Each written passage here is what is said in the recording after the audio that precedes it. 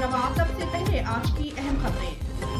खबर शामिल करते हैं हैदराबाद से हमारे नुमाइंदे मोहम्मद यूसुफ की रिपोर्ट के मुताबिक जहां मामले खसूसी वज़ीर आला सिंध अब्दुल जब्बार खान मैयर हैदराबाद काशिफ शोरू और नौजवान रहनुमा फैसल अब्दुल जब्बार खान की जानिब से चेयरमैन हाजी अब्बास खान मरहूम की रूह के असाले स्वाब के लिए Mahmood garden Latifa Bai unit number 2 में छठी बरसी मुनक्किद की गई। बरसी में सिंध चांडियो वेलफेयर एसोसिएशन के सदर जवेद अली चांडियो, यूथ ऑर्गेनाइजेशन के जनरल सेक्रेटरी गुलाम शबीर चांडियो और सियासी, समाजी, मजहबी, सिविल सोसाइटी, ताजर बरादरी, विकला बरादरी और हैदराबाद की अवाम ने शिरकत की।